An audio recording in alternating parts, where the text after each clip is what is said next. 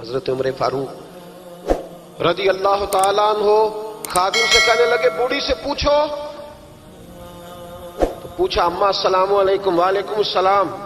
اماں کیا بات ہے؟ تو اماں کہنے لگی جاؤ دوڑو, تمہیں کیوں بتاؤں, دیہات کی سیدھی سادی بی بی, جاؤ بھاگ جاؤ. کہا نہیں اماں مہربانی کرو اندر تو آنے دو. بڑی منت کے بعد اماں مانی. عمر فاروق عام آدمی نہیں جس سے دنیا کامتی ہے.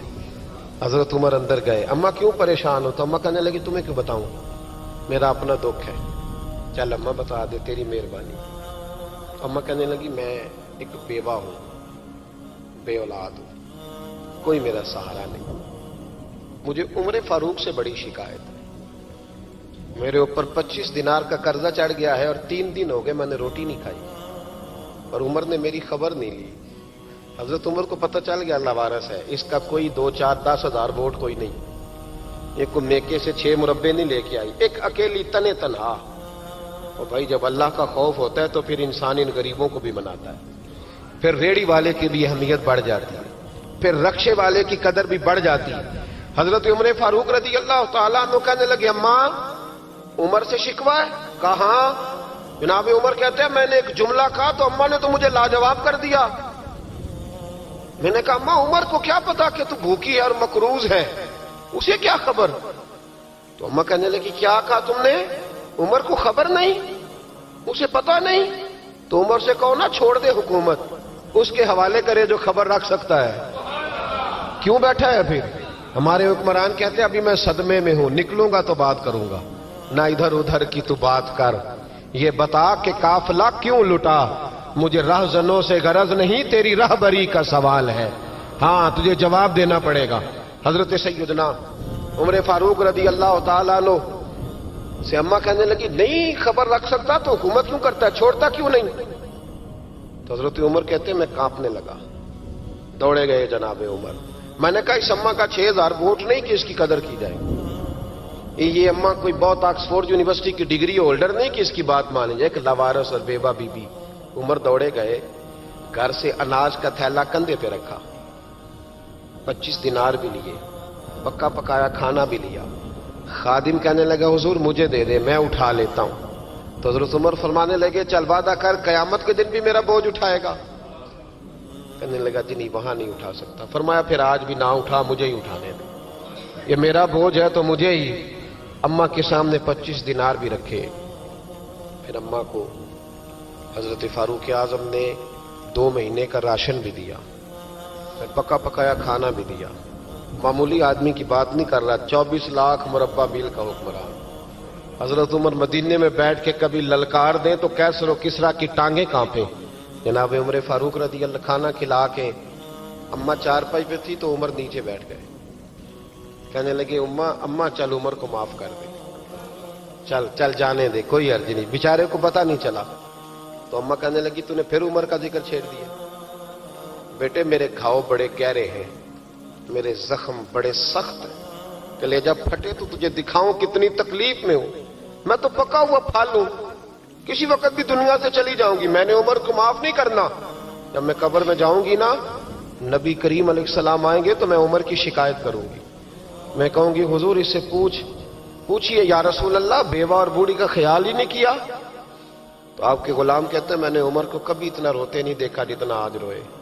کہنے لگے اماں عمر کو میں جانتا ہوں وہ کمزور ہے, یہ شکایت نہ لگانا, وہ کمزور ہے, مقابلہ نہیں کر سکے گا, یہ شکایت نہ لگانا, چل معاف کر دے. تو اماں کہنے لگی اچھا تو مجھے کچھ اچھا لگتا ہے, جا تیری خاطر عمر کو معاف کیا, تو پیارا لگا ہے, جا معاف کیا, تیری خاطر معاف کیا, تیری خاطر عمر کو معاف کیا. حضرت عمر فاروق کہنے لگے مجھے لکھ کے دو. کون اتنے جتن کرتا, کون؟ کسی سے کہنا جا اپنی اماں کو منا لے, تو کہتے ہیں نہیں میری غلطی کوئی نہیں تو مناؤں کس بات پہ, ہمیں تو 20 دلیلیں آتی ہیں. جا ابا کے پیر پکڑ لے. پتہ ہے نبی پاک علیہ السلام نے فرمایا جس کا باپ راضی ہوگا اسی کا اللہ راضی ہوگا, اور جس کا باپ ناراض ہوگا وہ سارا دن وظیفے پڑھے, اس کا اللہ راضی. یہ ابو داؤد شریف کی حدیث ہے. نہ جی بڑی مہربانی پیسے نہ لائیے گا آپ, اب بات سنیں, وہ بھی میں سمیٹنے کی طرف آ رہا ہوں, ختم کر رہا ہوں, آپ میری بات پہ توجہ رکھیں. عزیز بھائی, نبی کریم صلی اللہ تعالی علیہ وسلم نے جو اپنے غلاموں کی تربیت کی تو حضرت عمر فاروق کہنے لگے لکھ کے دو. लिख दो। तो अम्मा कहने लगी आप लिखें मैं साइन कर देती हूं, आप लिख दे मैं साइन करती हूं। हजरत उमर ने लिखा फलां बिनते फलां को उमर से शिकायत थी, फिर उन्होंने उमर को माफ कर दिया। अम्मा साइन करने ही लगी थी, साइन करने ही लगी थी कि मौला अली शेर खुदा आ गए, हजरत अब्दुल्ला इब्ने मसूद आ गए। ओहो उमर यहां बैठे हुए हो, मैं सारे मदीने में तलाश कर रहा था, यहां बैठे हो, वो कुछ लोग मिलने आए, निकलो। अम्मा ने सुना कि ये उमर थे तो अम्मा उठ के खड़ी हो गई। आय हाय उमर थे, आप उमर थे? तो जनाब उमर कहने लगे अम्मा तूने जो कहा ठीक कहा, लेकिन अपने वादे पे कायम रहा, ये जरा साइन कर दे। अम्मा ने साइन किए तो हजरत उमर फारूक फरमाने लगे अली आ गए हो तो बतौर गवाह तुम भी दस्तखत कर दो। अब्दुल्ला इब्ने मसूद तुम भी बतौर गवाह जब साइन हुए तो जनाब उमर ने रुक्का लपेटा और मौला अली शेर खुदा से फरमाने लगे अली ये रख लो, मुझे लगता है मैं तुमसे पहले दुनिया से जाऊंगा, और जब मैं पर्दा कर जाऊं ना तो ये रुक्का मेरे कफन में रख देना। अगर हुजूर अलैहिस्सलाम ने पूछा ना मेरी उम्मत के साथ क्या सलूक करके आए हो, तो रुक्का निकाल के कहूंगा या रसूलल्लाह एक बूढ़ी नाराज थी, मैं उसे भी राजी करके आया। हुजूर ये मैं राजी। भाई जब तक हम अल्लाह से नहीं डरते मुआशरा इस्लाह पजीर नहीं हो सकता। हजरत उमर फारूक रजी अल्लाह तआला अन्हु ना बाहर वालों का भी बड़ा सख्त हिसाब करते थे। बड़ा एक गवर्नर साहब ने लिबास बड़ा शानदार पहनना शुरू कर दिया था, तो हजरत उमर ने उतरवा के ना तो उन्हें टाट का लिबास पहना के तो ऊंट चराने की ड्यूटी दे दी थी। इतना सख्त एहतसाब करते। कसाई की दुकान पर भी 1-2 घंटे खड़े होते थे। जो आदमी मुसलसल 2 दिन गोश्त खरीदता था ना, फरमाते थे इसका टैक्स बढ़ा दो, लोगों को दाल नहीं मिल रही और ये रोज गोश्त खाता है। हजरत फारूक आजम उसको जजिया कहा जाता था या कुछ और मामलात होते थे बढ़ा देते थे। मुसलसल जो 2 दिन आदमी गोश्त खाता था, फरमाते थे मदीने में गुर्बत है, अगर ये वाला निजाम तुम करोगे तो गरीब लोग किसकी तरफ देखेंगे। लेकिन उससे ज्यादा बढ़कर जो उनकी जिंदगी का म्यार और स्टेटस था वो ये था कि अपने घर का खास ख्याल रखते, खास तवज्जो करते। मुल्क शाम से और ईरान से कुछ लोग आपकी खिदमत में आए तो वहां से कुछ कनीजें भी आईं। उनके बादशाह पैगाम लेके शाह ईरान की कनीज को मलका ने कहा कि ना हजरत उमर की जौजा को देख के आना जरा किस तरह की है। हमारे मुल्क में क्या कहते हैं खातूने अव्वल जी, खातूने बाकी सारे दोनों में खातूने अव्वल, जरा खातूने अव्वल को देख के आना। तो वो जब आई ना घर में मिलने तो कहा कि मुझे मेरी मलका ने कहा था कि उमर की जौजा से अहलिया से मुलाकात करके आना। तो हजरत उमर की अहलिया ने ना एक जोड़ा कपड़ों का दे दिया मलका के लिए और एक खुशबू की शीशी दे दी। अब जब वो तोहफे वहां गए तो उस मलका ने ना कुछ सोने का सामान भेजा, कुछ जेवरात भेजे, कुछ तहाइफ भेजे। जब हजरत उमर के घर आए ना वो खादिम लेके आया, उसने कहा जी आपकी अहलिया ने तोहफे भेजे थे। तो जवाब में शाह ईरान की बीवी ने, यहाँ जिस मुल्क का वो सफीर था, उन्होंने भी ये भेजे।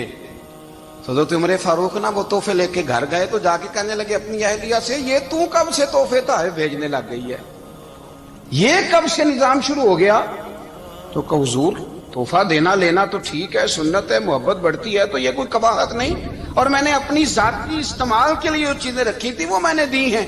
तो हज़रत उमर फारूक रज़ी अल्लाह तआला अन्हु फरमाने लगे हमने किसी मुल्क के साथ और उसके बादशाह के साथ जाती ताल्लुक नहीं बनाना, ताल्लुक जो भी बनेगा रसूलुल्लाह के दीन की बरकत से बनेगा। जाती रिश्ते नहीं हमने कायम करने। जाती आपके मुल्क की जो एयरलाइन जिसका हर साल खसारे का ढंढोरा पीटा जाता है ना, वो हमारे बादशाह साहब और सदर साहब अगर गैर मुल्कियों को घोड़ा कभी भेजना हो ना, घोड़ा, तो पूरा एक जहाज घोड़ा लेके तोहफे में जाता है, पूरा जहाज गरीब कौम का ये सरमाया। और कौम बड़ी बादशाह है, लाइनों में लाके वोट देती है।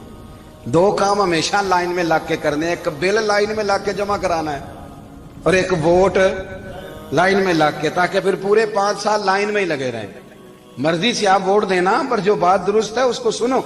हजरत उमर फारूक रज़ी अल्लाह तआला अन्हु ने अपनी अहलिया से पूछा कितने का था वो तेरा जोड़ा और खुशबू की शीशी? उन्होंने कहा 3 दिनार की। फरमाया ये 3 दिनार तेरे और बाकी जो तोहफे आए हैं वो तू खुद कह, क्योंकि उसने तेरे नाम भेजे हैं। तू कह कि मैं माले गनीमत में देती हूं, तू कह मैं मुसलमानों को कह, تو زوجہ ہنس پڑی، کہنے لگی میں نام بھی کہوں تو مجھے کہنا تو پڑے گا ہی، کہنا تو میں نے ہے ہی، کیونکہ سامنے عمر فاروق ہیں، لہذا پھر میں کہہ دیتی ہوں میں نے دیا خزانے کو۔ حضرت عمر نے جمع کرا لیا۔ میں یہ کیا بات ہوئی، میرے گھر والے جو مرضی کریں، ان کا معیار زندگی جس طرح کا مرضی ہو۔ اور حضرت عمر ایک جملہ کہا کرتے تھے، اللہ کرے کہ یہ باتیں اس دور حاضر میں ہماری سمجھ میں آئیں۔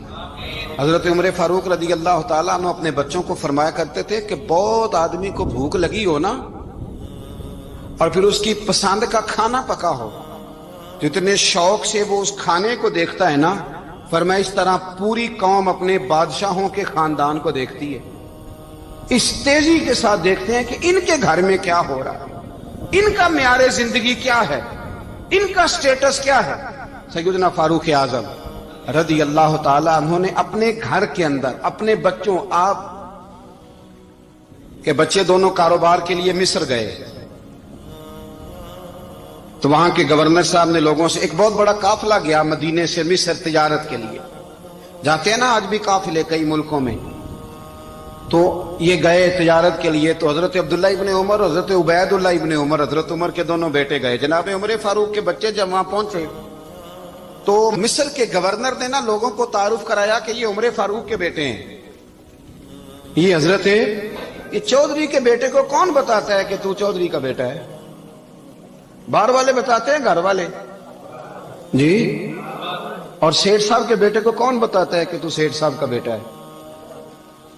اور مالک کو کون بتاتا ہے کہ تو مالک کا بیٹا ہے اور یہ کرایہ دار ہے؟ یہ کون بتاتا ہے؟ یہ سوچ ہم دیتے ہیں بچوں کو، چودھری اور کمی کی سوچ، امیر اور غریب کی سوچ، مالک اور کرایہ دار کی سوچ، گھر کے مالک کی اور کام کرنے والے کی سوچ، یہ ہم دیتے ہیں، یاد رکھنا، یہ ہم دیتے ہیں، یہ ہمارا مزاج ہے، یہ باہر سے نہیں آتی۔ تو کوئی شہزادہ ہے، تو سیٹھ ہے، تو نواب ہے، یہ سوچ باہر سے نہیں آتی، یہ اماں سوچ دیتی ہے، اماں، یہ ابا سوچ دیتا ہے، اور پھر جب تباہی اترتی ہے تو اس کے ذمہ دار بھی باہر والے نہیں ہوتے، گھر والے ہوتے ہیں، گھر والے۔ ہمارے بچوں کی طبیعتوں پر زیادہ نقش باہر والوں کا نہیں ہوتا، گھر والوں کا ہوتا ہے، یاد رکھیے گا۔ حضرت عمر فاروق رضی اللہ، بچے ہیں، شہزادے ہیں، وہ کاروبار کرنے گئے، اور وہاں لوگوں نے بتایا گورنر صاحب نے کہ یہ فاروق اعظم کے بچے امیر المومنین کے۔ لوگوں نے ان سے زیادہ مال خریدا، تجارت میں زیادہ نفع ہوا، ظاہر ہے کہ وہ آپ کے جو اللہ خیر کرے حکمران ہیں، ان کے کاروبار کتنے ملکوں میں ہیں، کس بنیاد پر ہیں؟ وہ صرف اس بنیاد پر کہ وہ حکمران رہے، ان کے لیے آسان تھا بڑے لوگوں سے تعلقات بنانا۔ حضرت عمر فاروق رضی اللہ تعالیٰ عنہ کے بچے ڈھیروں مال کما کے جب واپس آئے نا، تو حضرت عمر سے آ کے بچوں نے بطور محبت کا، ابا جی اللہ نے بڑا ہی فضل کیا ہے، بڑا مال کمایا الحمدللہ، یہ دیکھیں کتنا نوازا ہے۔ تو حضرت عمر کہنے لگے سارے قافلے نے اتنا ہی کمایا ہے؟ سارے قافلے نے اتنا ہی کمایا ہے؟ تو حضور نہیں، سارے قافلے نے اتنا نہیں کمایا، سب کو اتنا نہیں ملا، وہ تو وہاں گورنر صاحب نے لوگوں کو تعارف کرایا تھا کہ یہ عمر کے بچے ہیں، تو لوگوں نے پھر ہم سے بڑا ہی خریدا۔ تو حضرت عمر فرمانے لگے ٹھیک ہو گیا، میں بات سمجھ گیا، اس طرح کرو، جو تمہاری اصل زر تھی نا، جو راز تھی، وہ رکھ لو، اور باقی سارا مال مال خزانہ میں جمع کرا دو، اس لیے کہ یہ تم نے تجارت نہیں کی، یہ تم نے اپنے باپ کا نام بیچا ہے، یہ تم نے امیر المومنین کے بیٹے ہونے کا فائدہ اٹھایا ہے۔ فرمایا یہ تمہارا نہیں حق، یہ مسلمانوں کا ہے، اس لیے کہ یہ مال تم نے محنت سے نہیں کمایا، یہ باپ کی کرسی کا فائدہ اٹھایا ہے۔ اور فرمایا اگر تم نے مال جمع نہ کرایا تو میں مال بھی لے لوں گا زبردستی، اور کوڑے بھی ماروں گا، ڈبل سزا دوں گا، مرضی سے جمع کراؤ گے تو کوڑوں سے بچ جاؤ گے۔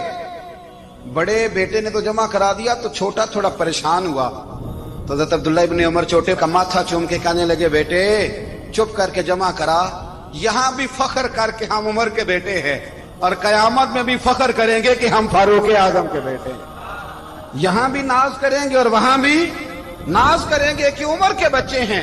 ہمارے باپ نے خود بھی حلال ہی کھایا ہے، اور جب ہماری کمانے کی باری آئی ہے تو ہمیں حکم بھی حلال کھانے کا دیا۔ بھائی ہمارا مزاج نہیں، بچہ جب لے کے آتا ہے 2 لاکھ روپیہ تو کبھی پوچھے کہاں سے آیا ہے؟ جب وہ پہلے دن غلط دوستوں کے پاس جا کے بیٹھتا ہے تو کبھی نکالا ہے گھر سے اسے؟ یہ بہت سارے خمیازے ہمیں اس لیے بھگتنے پڑتے ہیں کہ ہم ابتدا میں سوراخ بند نہیں کرتے، جب اس میں شگاف پڑ جاتا ہے، سیلاب آتا ہے تو ہمیں ہوش آتی ہے۔ حضرت عمر نے اپنے گھر میں نگرانی رکھی، کڑی نگرانی۔ زیادہ نماز گھر میں پڑھتے تھے حضرت عمر، نفلی نمازیں زیادہ کیوں بلا؟ بھائی یاد رکھیں کہ آپ نے اگر سجدہ کرنا ہے تو بچہ لیٹ جائے گا، وہ اسے پتا کوئی نہیں سجدہ کیا ہے۔ لیکن جب گھر میں کبھی قرآن ابا جی کھول لیں نا، جب ابا جی کا موڈ بن جائے نا لیکچر دینے کا، وہ گھر میں شروع ہو جاتے ہیں، کہتے ہیں آپ لوگ نماز نہیں پڑھتے اس لیے میرے کاروبار میں برکت کوئی نہیں، تم سویرے قرآن پاک نہیں کھولتے تو میں تباہ ہو گیا۔ تو میاں آپ نے کب گھر میں قرآن پاک کھولا تھا؟ آپ نے کب نماز پڑھی؟ آپ نے کب گھر کے اندر اللہ رسول کا ذکر کیا تھا؟ آپ نے کب حدیث چھیڑی؟ آپ نے بھی تو گھر کے اندر جب بھی آپ آئے ہیں تو آپ نے وہی کچھ کیا جو دنیا دار کرتے ہیں۔ آپ بھی تو اپنا موبائل لے کے اللہ کونے میں بیٹھ گئے ہیں۔ آپ نے بھی تو کہا ہے کہ اب تمہارے چینل ختم، اب میری مرضی والا چلے گا۔ تو جو آپ نے کیا ہے بچے بھی وہی کام کریں گے۔ آپ نے بھی گپ شپ لگائی ہے تو وہ بھی لگا رہے ہیں۔ یہ سمجھ لیں جو کام آپ کریں گے آپ اپنے بچوں کی سیرت میں اس کا جلوہ دیکھ لیں گے۔ بڑی پکی سی بات ہے کہ آپ کو بچے کی عادتیں دیکھ کے سمجھ آ جائے گی کہ میں بھی یہی کرتا تھا اور یہ بھی۔ حضرت عمر فاروق رضی اللہ تعالیٰ عنہ وصال فرما گئے تو آپ کے وصال کے بعد حضرت عثمان غنی رضی اللہ تعالیٰ عنہ نے آپ کی ایک بیوہ سے نکاح کیا، حضرت عمر کی ایک بیوہ سے۔ جب وہ آپ کے نکاح میں آئی تو کہنے لگی حضرت عثمان غنی سے کہ حضور نہ تو میں خوبصورت ہوں اور نہ میں جوان ہوں، نہ آپ کی کوئی خدمت کر سکتی ہوں، میرے ساتھ نکاح کرنا سمجھ میں نہیں آیا۔ کیا شاندار جواب دیا حضرت عثمان غنی نے، کیا خوبصورت جواب دیا۔ فرمانے لگے میں نے اس لیے نکاح نہیں کیا کہ مجھے تمہارے حسن سے دلچسپی تھی یا تمہاری خدمت کی ضرورت تھی، میں نے تو اس لیے نکاح کیا ہے کہ مجھے بتاؤ عمر فاروق گھر کے اندر اپنے رب کی عبادت کس طرح کرتے تھے، وہ قرآن پاک کس طرح پڑھتے تھے، وہ رویا کیسے کرتے تھے، استغفار کا طریقہ کیا، کس وقت کس انداز میں وہ اپنے رب کو یاد کرتے تھے۔ اس لیے کہ عمر کئی دفعہ گھر سے آتا تھا تو میں اس کے چہرے پر نور دیکھا کرتا تھا، میں روشنی دیکھتا تھا، ایک معیار دیکھتا تھا۔ نکاح اس لیے کیا ہے کہ مجھے عمر کی جو گھر کے اندر کی عبادت ہے اس سے آگاہ کرو، تاکہ عثمان غنی بھی چاہتے ہیں اس طرح کے عمل کرو جس طرح کے عمر فاروق کر کے گئے ہیں۔ بھائی جب تک ہم اپنے گھر میں وہ توجہ نہیں دیں گے، وہ مزاج دیکھیں نا، ہمارے گھروں میں جب نقشہ پاس ہوتا ہے تو ٹی وی لان بھی اس میں ہوتا ہے، ڈرائنگ روم بھی ہوتا ہے، نماز کی جگہ بھی ہوتی ہے نقشے میں۔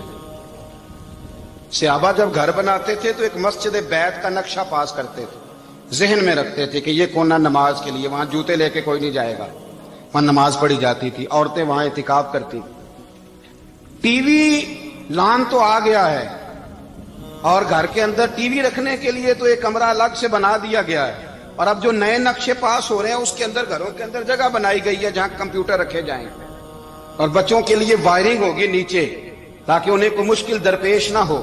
یہ ساری چیز ہم نے نہانے کے لیے گھروں کے اندر اتنے بڑے واش روم بنائے ہیں کہ لگتا یہ ہے کہ سوائے نہانے کے اور کام ہی نہیں کوئی گھر میں ہوگا۔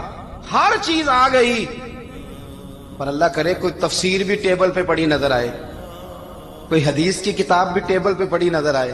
اللہ کرے کہ جس طرح ابا لطیفہ سن کے آتا ہے تو جب تک سنا نہ لے اسے ہضم نہیں ہوتا، اللہ کرے کہ وہ جمعے میں بیان سن کے جائے تو اس کا بھی دل کرے میں اپنے بچوں کو سناؤں، وہ نبی پاک کی کوئی حدیث کہیں سے سنے تو گھر جا کے سنائے۔ جب تک یہ معیار نہیں بنتا آپ کیسے توقع کرتے ہیں کہ گھر کے اندر اللہ کی رحمتیں نازل ہوں گی؟ آپ یہ کیسے توقع کرتے ہیں کہ گھر کے اندر وہ معیار اور وہ مزاج بنے گا؟ حضرت عمر فاروق نے ذاتی زندگی پر جو توجہ دی، گھر والوں کے معیار پر جو توجہ دی حضرت عمر فاروق رضی اللہ تعالیٰ عنہ نے، وہ بھی بڑی دیدنی ہے۔ حضرت ابو موسیٰ اشعری کو نا آپ نے وزیر خزانہ بنایا، وزیر خزانہ، تو حضرت ابو موسیٰ اشعری کہتے ہیں کہ حضرت عمر کو شیخ خزانے میں رہنے تو دیتے نہیں تھے۔ تو ایک دن میں صفائی کر رہا تھا اس کمرے کی جس میں خزانہ رہتا تھا۔ ہمارے تو ملک میں جو جاتا ہے وہ صفائی کر کے ہی جاتا ہے، اللہ خیر کرے۔ اور خیر معیار بدلتا ہے، جو پچھلی حکومت ہوتی ہے وہ قرضہ اٹھاتی ہے، وہ باہر سے جاتی ہے تو قرضہ لے کے آتی، اور جو نہیں آتی ہے وہ کہتی ہے ہمیں پیکج مل گیا ہے، وہ قرضہ نہیں اٹھاتے۔ ان کو کیا ملتا ہے؟ یعنی پچھلی نے قرضہ لیا تھا اور ہم نے، واہ جی واہ کیا خوبصورت انداز ہے، اس کا نام بدل کے نا، انہوں نے قرضہ لیا تھا اور ہم نے، میں کہا بڑے شاندار سیانے بندے ہو گئی۔ اور اللہ تعالیٰ خیر فرمائے، ہمارے جو بڑے شاندار قسم کے دوست ہیں نا، شاندار، جن کا ادب سے نام لیتے ہیں، وہ عرب کے بادشاہ ہیں۔ ہم تو عرب خالی کہتے بھی نہیں، عرب شریف کہتے ہیں، عرب شریف۔ انہوں نے پتہ کیا کیا ہے؟ انہوں نے اس طرح کیا ہے کہ جو کشمیریوں کا قاتل تھا نا، اس کے گلے میں میڈل ڈال دیا ہے۔ یہی کام وہ کرتے رہتے۔ انہوں نے پہلے انہیں بلا کے مندر بھی بنوائے تھے، ہمیں کوئی شکوہ نہیں، ان کی زمین ہے، اللہ تعالیٰ توفیق عطا کرنے والا ہے، پر خیال یہ تھا کہ چلو کشمیریوں کے زخموں پر نمک نہ چھڑکتے، 2 مہینے انتظار کر لیتے، کچھ حالات سنور جاتے، کچھ تھوڑا انتظار۔ ہیں ہمارے دوست، ہمارے وزیر اعظم صاحب جب جاتے ہیں تو وہ پھولوں کا ہار ڈالتے ہیں ہمارے دوست، لیکن انہیں وہ حدیث یاد نہیں کہ نبی پاک علیہ السلام نے فرمایا جب میرے مومن کو تکلیف ہوتی ہے تو مجھے بھی گنبد خضرا میں تکلیف ہوتی ہے۔ انہیں نہ کشمیریوں کا خون یاد نہیں آیا، انہیں برہان وانی کی کٹی ہوئی لاش یاد نہیں آئی، انہیں 30,000 بیوہ عورتیں 30,000 بیوہ عورتیں یاد نہیں آئی، 30,000 بیوہ عورتیں جن کے ساگ اجڑ گئے، اور انہیں 1.25 لاکھ یتیم بچہ یاد نہیں آیا جو یتیمی کی زندگی گزار رہا ہے، اور اس کے باوجود بہت بڑے ذمہ دار ہے وہ۔ مجھے پڑھ لینے دو آج احمد فراز کا شعر۔ وہ ہمارے مکتب کوئی ایسا نہیں کہ وہ مولوی تھا، وہ غیر جانبدار تھا، پر مجھے آج پڑھ لینے دو اس کا شعر، ایک کلیجے کا درد ہے، پڑھ لینے دو۔ اس نے کہا تھا کہ پڑھتا ہوں تو کہتی ہے یہ خالق کی کتاب ہے، مثل یہودی یہ سعودی بھی عذاب، اس قوم کے بارے میں کیا لکھوں فراز، کعبے کی کمائی سے جو پیتے ہیں شراب، کعبے کی کمائی سے جو پیتے ہیں شراب، اس قوم کے بارے میں کیا لکھوں فراز، کہ کعبے کی کمائی سے جو پیتے ہیں شراب۔ میں خیال نہیں آیا تمہارا صرف دین یہ ہے کہ قبریں گرا دو، مزارات گرا دو، فقط یہ دین ہے؟ کوئی نبی پاک کے روزے کی طرف منہ کرے تو اسے مشرک کہو، یہ دین ہے؟ اس کا نام مذہب رکھا تم نے؟ مذہب تو اس کا نام ہے کہ جو رسول اللہ کا نام لینے والا ہے وہ ہمارا یار ہے، اور جو نبی پاک کا نام لینے والا نہیں، ہمارا اس سے کوئی تعلق، یہ دین ہے۔ حضرت عمر فاروق کی سیرت سنا رہا ہوں، حضرت عمر کی۔ حضرت ابو موسیٰ اشعری نے ایک عیسائی کو منشی رکھا تھا، اکاؤنٹ آفیسر حضرت ابو موسیٰ اشعری نے۔ تو حضرت عمر فاروق بول پڑے، کہنے لگے تمہیں مسلمان کوئی نہیں ملا تھا؟ کلمہ گو نہیں تمہیں نظر آئے؟ کشمیریوں کی لاشیں نظر نہیں آتی؟ ان کا خون بہ رہا ہے، تباہی اتر رہی ہے، اور تم قاتل کو گولڈ میڈل پہنا رہے ہو۔ اور یاد رکھنا، جب مسلمانوں کی بچیاں روندی جاتی ہوں نا تو پھر اسلام امن کا درس نہیں دیتا، پھر اسلام جہاد کی بات کرتا ہے، پھر اسلام جہاد کی بات کرتا ہے، جہاد کی۔ وہ قومیں غیرت مند نہیں ہوتی کہ جن کے گھروں میں آگ لگی ہو اور وہ غیروں کو ہار پہناتی پھرے۔ اللہ کا کچھ خوف کرو، زندگی مختصر ہے، دبئی میں کتنے رہے اور کتنے چلے گئے، خدا را کچھ خدا۔ تم سے اچھے تو وہ نیو یارک کے رائٹر ہیں جو کم از کم اپنے کالموں میں کشمیر کی بات کرتے ہیں، تم سے اچھا برطانیہ کا وہ شخص ہے جو کم از کم BBC لندن پہ رپورٹ جاری کرتا ہے تو کہتا ہے کشمیر پہ ظلم ہو رہا ہے۔ تم سے تو وہ اچھے رہ گئے، تم نے بات کرنا تو دور کی بات، تم نے دشمنوں کے گلے میں ہار پہنانے شروع کر دیے۔ کل جب پوچھیں گے بلا کے تم کو اپنے سامنے، کیا جواب جرم دو گے تم خدا کے سامنے؟ بڑی تکلیف ہوئی، بڑی تکلیف ہوئی۔ وہ نا منصور حلاج کو پھانسی دی جا رہی تھی تو حضرت جنید بغدادی بھی آ کے دیکھنے لگے، تو منصور حلاج کہنے لگے بابا سارا زمانہ دیکھے پر تو نہ دیکھ، سارا زمانہ تماشا دیکھے انہیں تو پتا کوئی نہیں نا، تو نہ دیکھ۔ عرب شریف والو، ٹرمپ اسے انعام دیتا تو تکلیف کوئی نہیں تھی، ملکہ وکٹوریا اسے انعام دیتی تو تکلیف کوئی نہیں تھی، پر تم تو نہ ایسا کرتے، تم تو اپنے تھے، تم تو کلمہ گو تھے، تم تو یہ ظلم نہ کرتے، تم تو یہ حرکت نہ کرتے۔ میں کہتا ہوں ٹھہر ہی جاتے، جانا نہیں دنیا سے، اللہ کے حضور حاضر نہیں ہونا۔ جب رسول اللہ قبر میں آئیں گے تو کیا جواب دو گے؟ خدا را، حضور نے فرمایا تھا گناہ روک نہیں سکتے تو دل میں ہی برا جان لو، ذالک اضعف الایمان، یہ کمزور ایمان ہے، کم از کم اتنی حد تک تو آ جاؤ، دشمن سے گلے تو نہ ملو۔ خدا را سمجھیں، ہمارا پہلا تعارف یہ ہے کہ ہم رسول اللہ کے غلام ہیں۔ اقبال نے کہا تھا وطن کا بت نہ بنانا، وطن کو بت نہ بنانا۔ اقبال کہنے لگے ان تازہ خداؤں میں بڑا سب سے وطن ہے، جو پیرہن اس کا ہے وہ مذہب کا کفن ہے، اس لیے کہ بازو تیرا توحید کی قوت سے قوی ہے۔ اسلام تیرا دیس ہے، اسلام تیرا دیس ہے، کیونکہ تو مصطفی ہے، تو نبی پاک والا ہے، مصطفیٰ والا۔ اسلام تیرا دیس ہے، تو مصطفی ہے۔ امریکہ میں جو مسلمان رہتا ہے ہمارا بھائی ہے، اور پاکستان میں جو مرزائی رہتا ہے اس سے ہمارا کوئی تعلق نہیں ہے۔ حضرت عثمان غنی نے اپنے چچا کے بیٹے سے کہا تھا کہ تو کلمہ نہیں پڑھتا تو تیرا میرا رشتہ کوئی نہیں۔ بلال حبش سے آیا ہے پر میرے نبی کا غلام ہے تو سگے بھائیوں سے بھی آگے ہے۔ ہزاروں قومیں وجود میں آئیں دہر میں خشک و تر کے رشتے سے، پر ہم نے بنیاد دوستی رکھی یاد خیر البشر کے رشتے سے۔ اپنی ملت پر قیاس اقوام مغرب سے نہ کر، خاص ہے ترکیب میں قوم رسول ہاشم۔ کچھ خیال کرے، پہلا تعارف دین ہے، اگر دین نہیں تو پھر کسی وطن کی کوئی ضرورت۔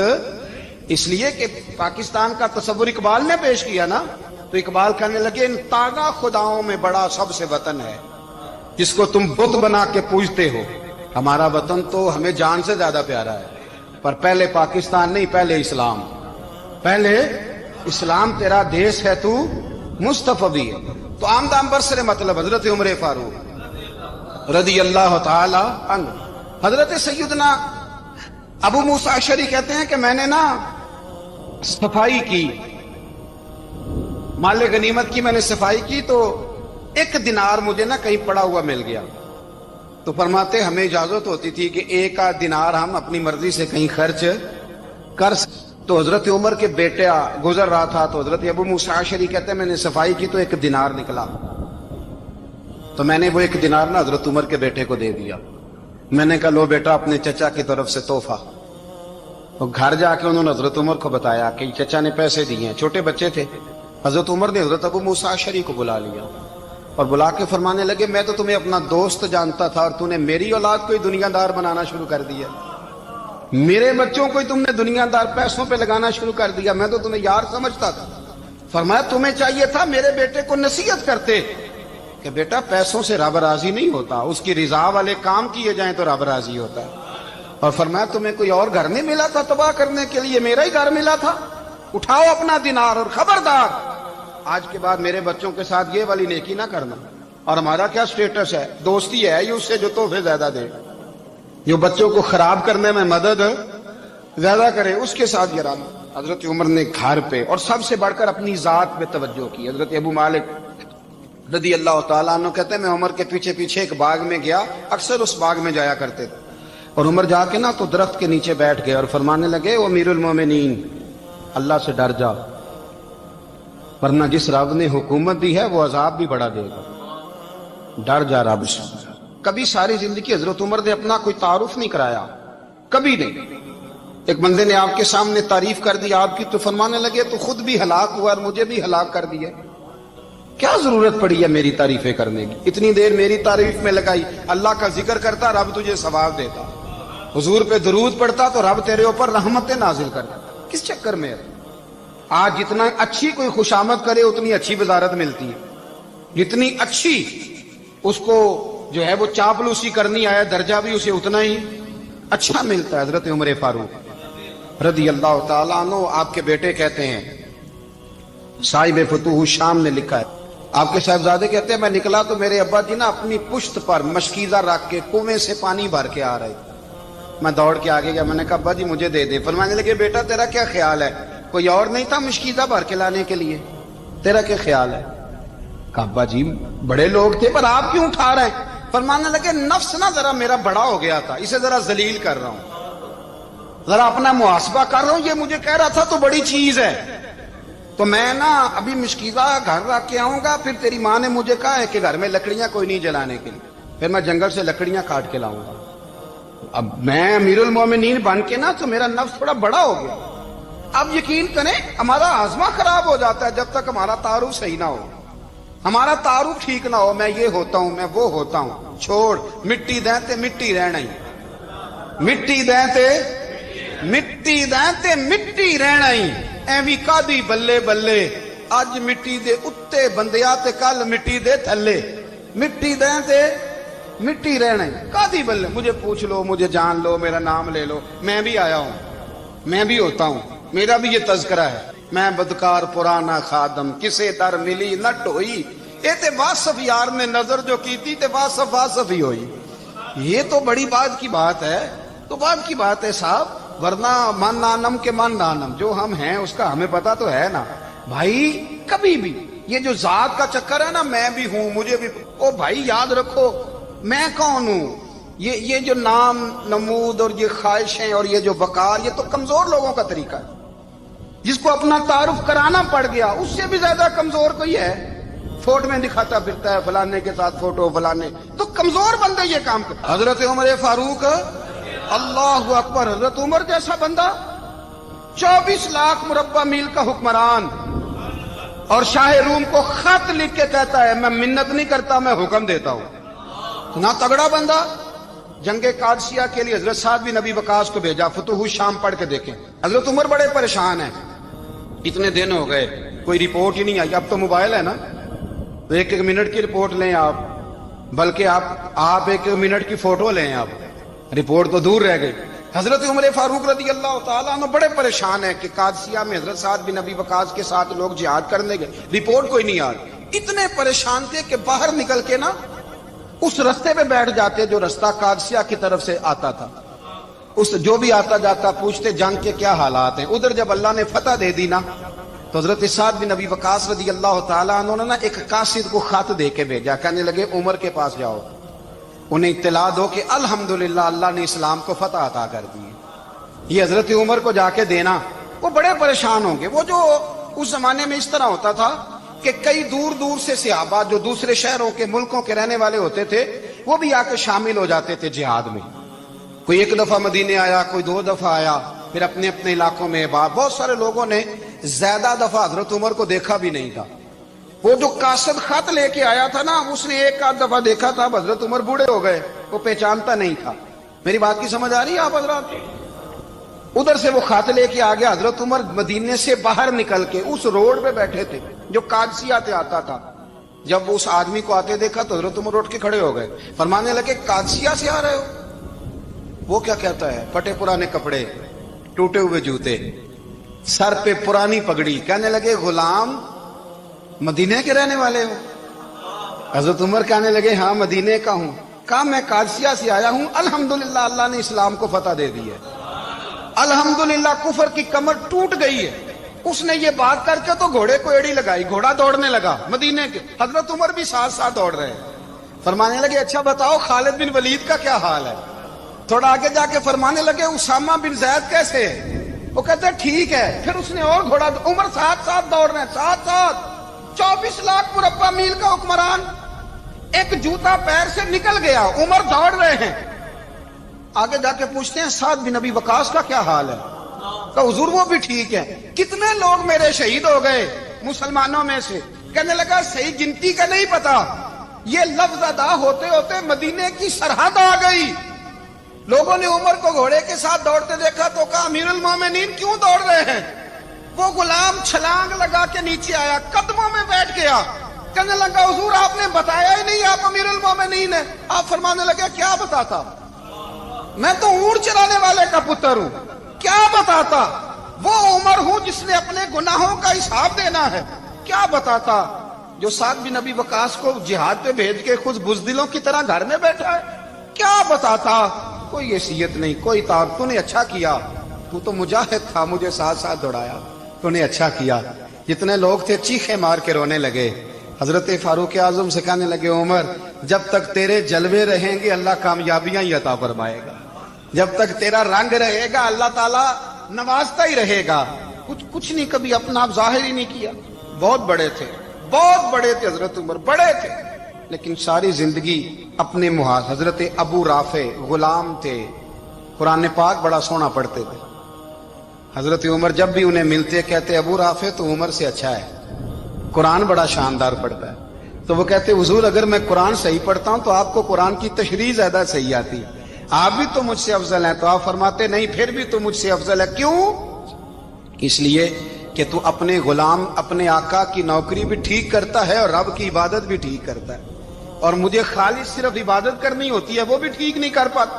ساری زندگی اپنا محاسبہ، ساری زندگی اپنے گریبان میں دیکھا، ساری زندگی اپنے آپ کو پرکھا، اپنے آپ کو ٹٹولا. 62 سال عمر بیت گئی.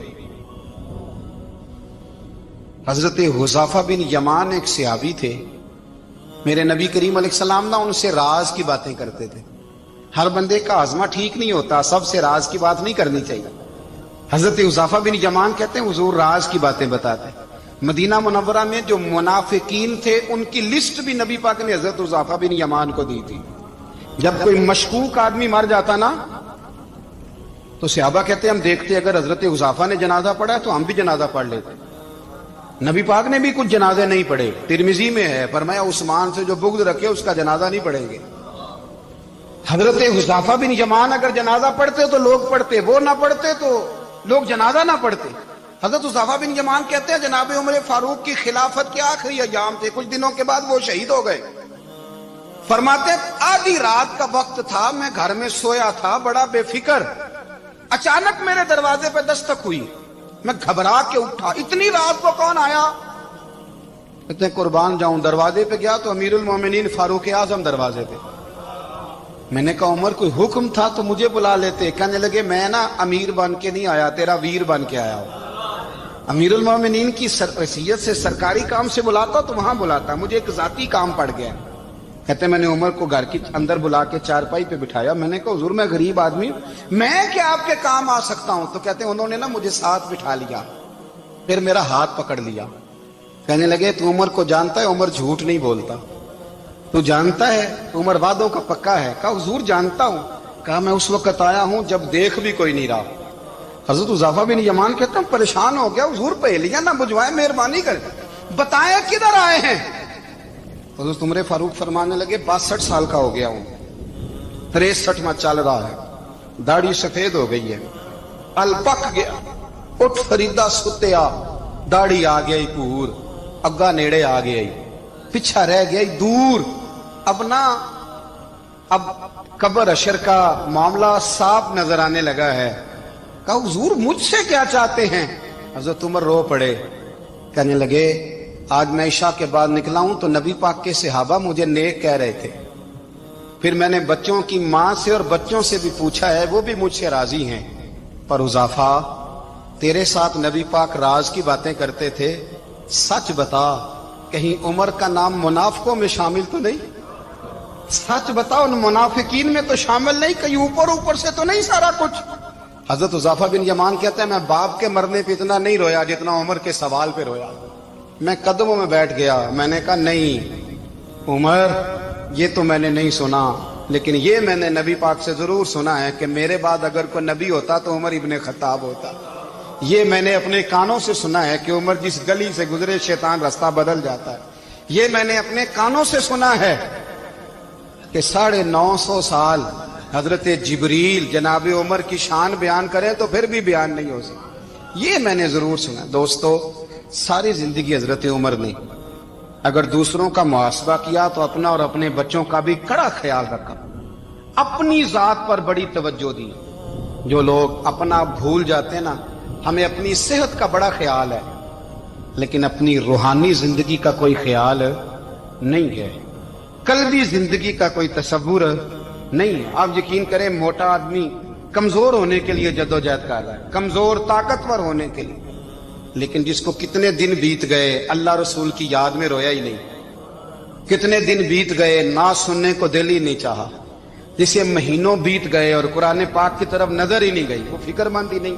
زندگی زندہ دلی کا نام ہے، مردہ دل کیا خاک جیا کرتے ہیں. بھائی حضرت عمر کی زندگی دور حاضر میں ہمیں یہ سبق دیتی ہے کہ کڑی نگرانی رکھو اپنے پودوں کی، کڑا خیال رکھو اپنے ذاتی باغ کا، اور یہ جو تمہارے دل کی دنیا ہے، یہ تمہاری روح کی زندگی ہے، اس کا محاسبہ کرتے رہو. نبی کریم علیہ السلام نے فرمایا اپنا حساب خود کر لو قبل اس کے کہ تمہارا حساب کیا جائے. اپنا حساب بولیے، اپنا حساب. ہم ساری دنیا کا حساب کرتے پھرتے ہیں، کوئی کہاں سے کماتا ہے کہاں کھاتا ہے، پر اپنا حساب حضور نے فرمایا حساب کر لو قبل اس سے کہ تمہارا حساب مولا علی فرماتے ہیں نماز پڑھ لو قبل اس کے کہ تمہاری نماز پڑھی جائے، نماز پڑھ لو قبل اس کے کہ تمہاری، اپنا محاسبہ کریں، تھوڑا سا نا اوپر دائیں بائیں دیکھنے کی بجائے تھوڑی سی گردن جھکا کے نا، درویش کہتے ہیں برے بندے نو میں لبن ٹریا تے جگ تے ملیا نہ کوئی، اپنے اندر چاتی پائی تے میتھوں برا نہ کوئی، تھوڑی سی اپنی طرف توجہ دیں۔ ہم نا بے چین وقت گزار رہے ہیں، بے قرار ہیں، بے سکون ہیں، سبب یہ ہے کہ ہم نے نا اپنا حساب کرنا چھوڑ